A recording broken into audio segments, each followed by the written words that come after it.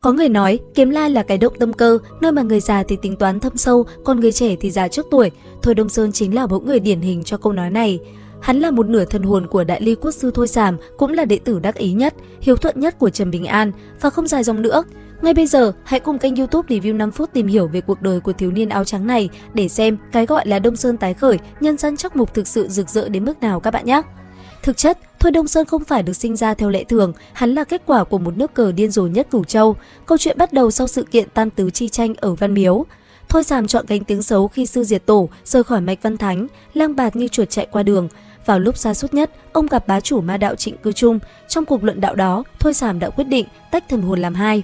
Một nửa ở lại làm quốc sư tàn nhẫn, gánh vác vận mệnh Đại Ly, một nửa kia nhập vào bộ gia thượng cổ Giao Long, trở thành thiếu niên Thôi Đông Sơn. Cái tên Đông Sơn này cũng là do Trịnh Cư Trung đặt cho, hàm ý một ngày nào đó sẽ Đông Sơn tái khởi. Nhưng Thôi Sàm hiểu rõ một đạo lý, muốn qua mặt thiên đạo, trước tiên phải lừa gạt bản tâm.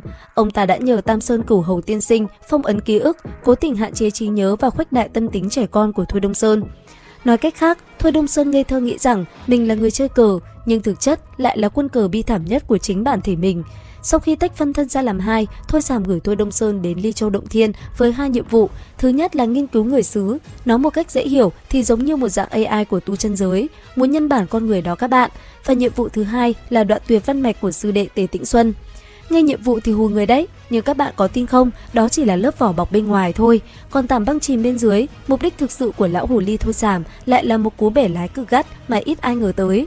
Nói tuệ ra nhá, Thôi Sàm gửi bản sao của mình đến Ly Châu, thực chất là gửi tặng Tề Tĩnh Xuân một cái bao cát cao cấp.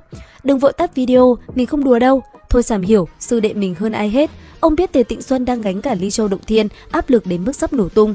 Mà Tề Tĩnh Xuân năm xưa là ai? Là cái tên trẻ trâu nhất, nghịch ngợm nhất dưới trướng Văn Thánh chứ ai. Đừng để vẻ ngoài đạo mạo, ấm áp như gió xuân bây giờ đánh lừa nhá. Quá khứ của Tề tiên sinh cũng dữ dội lắm. Ai là người bài vở nhiều quá thì dỗi, đó vứt sách bút đi theo A Lương bụi đời giang hồ. Xin thưa là Tề Tĩnh Xuân. Ai là người nhân lúc đại sư huynh Quân Thiến đang vất vả giữ chặt tên điên Tả Hữu thì lén nhảy vào sút trộm Tả Hữu một cái cho bọ ghét, vẫn là Tề Tĩnh Xuân. Ai là thánh mách lẻo, chuyên đi rình mò các sư huynh làm chuyện mờ ám rồi về méc lão tú tài, lại là Tề Tĩnh Xuân.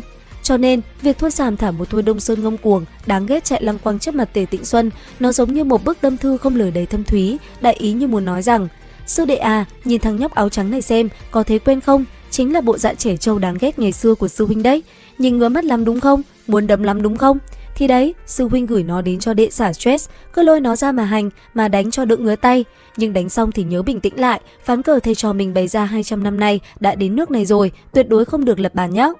Thôi Sàm sợ nhất là cái tính khí ngang tàng tiềm ẩn của sư đệ bùng phát. Nhỡ đâu Tề Tĩnh Xuân điên lên, mặc kệ thiên đạo, đấm từ trên xuống dưới, đấm tan nát lũ cơ hội đang trực chờ ăn hôi ở Ly Châu, thì bao nhiêu công sức tính toán của Văn Thánh nhất mạch coi như đổ sông đổ bể.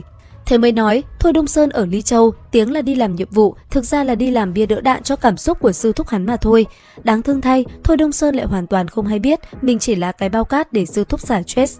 Tại Ly Châu Động Thiên, Thôi Đông Sơn đã quậy tưng bừng, hắn trộm câu đối, tính kế Triệu Diêu, bóp nát Xuân Tự Ấn. Không chỉ vậy, thiếu niên này có mang bản tính ngạo nghễ, coi thường thiên hạ, nhưng lại đặc biệt ngứa mắt với sự lương thiện đến mức ngu ngốc của thiếu niên đi giày cỏ Trần Bình An. Hắn dùng tiền bạc, dùng tâm cơ đập vào mặt Trần Bình An, hòng chứng minh thiên lương là thứ vô dụng nhất, nhưng những hành động của hắn đều thất bại ê chề. Tuy nhiên, điều đau đớn nhất không phải thất bại mà là sự thật. Thôi Đông Sơn cứ nhảy nhót trước mặt Tề Tĩnh Xuân, tưởng mình đang dồn ép sư thúc vào đường cùng. Nào ngờ, Thôi Sàm và Tề Tĩnh Xuân vốn là huynh đệ đồng lòng, đang cùng nhau diễn một vở kịch lớn qua mặt thiên hạ như chúng ta vừa phân tích ở trên. Khi Tề Tĩnh Xuân qua đời, Thôi Đông Sơn không chỉ bị phản phệ rớt từ 11 cảnh xuống 5 cảnh, mà thế giới quan của hắn cũng sụp đổ. Hóa ra, hắn chỉ là một thằng nhóc con làm trò hề trong mắt những người hắn muốn vượt qua. Từ một kẻ cao ngạo, hắn buộc phải lẹo đẽo theo sau Trần Bình An, cái người mà hắn từng khinh thường nhất. Giai đoạn đầu bám đuôi Trần Bình An sang Đại Tùy, mối quan hệ thầy trò của cả hai đúng kiểu chó với mèo. Thôi Đông Sơn dùng đủ mọi chiêu trò, ăn vạ, lăn lộn, dọa ngọc đá cùng tan, nhưng Trần Bình An chỉ lạnh lùng đáp một câu, khiến hắn câm nín. Bia mộ chỉ có một tấm, ai sống thì khắc tên cho người kia. Hắn cố tình dẫn dụ Trần Bình An vào con đường đại đạo lý trí, tính toán lợi ích. Đáp lại sự tốt bụng đó là hai luồng kiếm khí thẳng tay. Nếu không có ra thế giày, chắc Thôi Đông Sơn đã xuất tang trước khi xuất sư rồi. Bước ngoặt thực sự đến khi Văn Khánh lão tú tài xuất hiện. Lúc bấy giờ, lão tú tài muốn nhận Trần Bình An làm đệ tử quan môn, nhưng Trần Bình An lại từ chối vì cảm thấy mình chưa đủ tư cách, chưa xứng với Tề Tĩnh Xuân. Khoảnh khắc Trần Bình An nói, một bước cũng đừng bước ra ngoài, Thôi Đông Sơn như bị sét đánh. Hắn nhìn thấy ở thiếu niên này một thứ mà cả hắn và bản thể Thôi Sàm đều không có. Đó là sự dũng cảm để giữ gìn đạo tâm ngây thơ giữa dòng đời vẩn đục, sự tôn trọng nảy sinh từ đó. Hắn đứng dậy, chỉnh đốn trang phục, cúi đầu gọi 2 tiếng từ đáy lòng, tiên sinh. Từ khi thật lòng nhận thầy, Thôi Đông Sơn đã thay đổi hoàn toàn, hắn trở thành người hộ đạo đúng nghĩa của Trần Bình An. Điển hình nhất là quãng thời gian ở Thư Giản Hồ, Thôi Đông Sơn tự vẽ một vòng tròn lôi trì ra mình lại, đánh cuộc với Thôi Sàm rằng Trần Bình An sẽ vượt qua vấn tâm cục. Khi Trần Bình An tự đập nát Vân Đảm để giữ đạo tâm, Thôi Đông Sơn đã khóc và cười trong mưa bụi.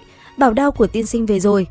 Có một chi tiết rất đắt mà ít người để ý. Khi ở Lạc Phách Sơn, Thôi Đông Sơn là người thay Trần Bình An chịu đòn của ông nội Thôi Thành. Hắn âm thầm luyện quyền, chịu ăn hành đến bầm dập chỉ để ông cụ vui lòng, thay tiên sinh làm tròn chữ hiếu. Đến khi Thôi Thành mất, chính hắn là người về báo tang. Nỗi đau của hắn lúc đó chẳng kém gì Trần Bình An đâu các bạn ạ.